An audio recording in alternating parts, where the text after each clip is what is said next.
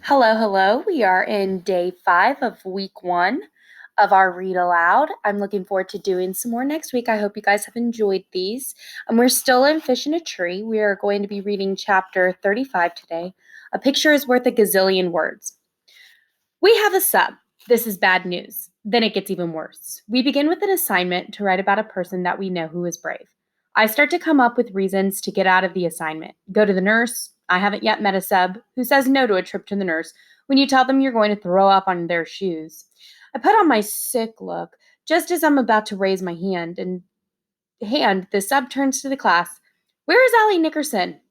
Huh? Me? Freaky. I raise my hand. Oh, I have a note here that says that you don't have to write, so you can just draw a picture of your person. My face gets hot. Well, that figures, Shay says. She can practice her coloring, and then there will be Play-Doh in nap time. My toes curl on my sneakers, and I slide down into my chair. The sub looks at Shay and shakes her head. The kids are already laughing, so what's the difference?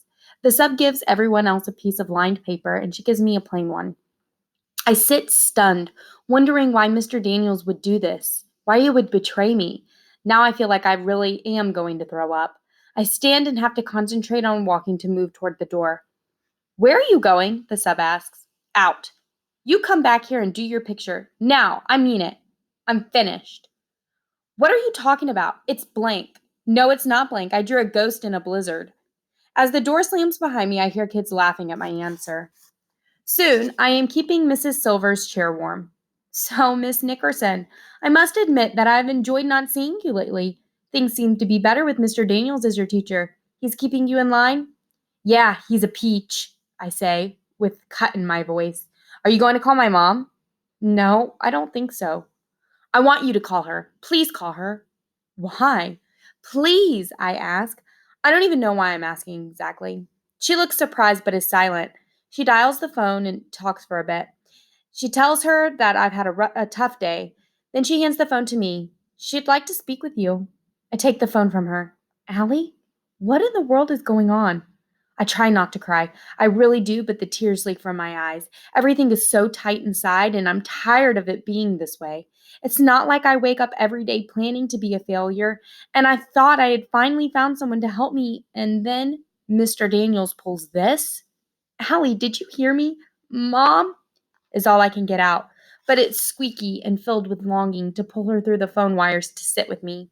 I hear it in her voice. She feels as upset as I do. Put Mrs. Silver back on the phone. Mrs. Silver listens for a bit and finally says, Oh, okay, Mrs. Nickerson. We'll be in touch then. I head to the bathroom and sit in a stall long enough for the evidence of crying to go away. When I get back to class, I ask Keisha to help me write a note so I'm sure it's all correct. I leave it on Mr. Daniels' desk. I'm never reading after school or playing chess with you ever again. Not ever. That afternoon, I drop into my usual spot at Peterson's. I wonder what my mom will say about the call from school. When she comes over, she kisses the top of my head, which says it all. So, a ghost in a blizzard, huh? She smiles at me. I half smile, yeah. Pretty funny, I think. She leans over and puts her hand on my cheek. It's everything I can do not to cry right there in front of everyone. I trusted him, I tell her. He was the first teacher who. And I stop because I can't say the words. You know, honey, I bet there's an explanation for this. I bet Mr. Daniels didn't mean for this to happen. Give him a chance, okay? I nod.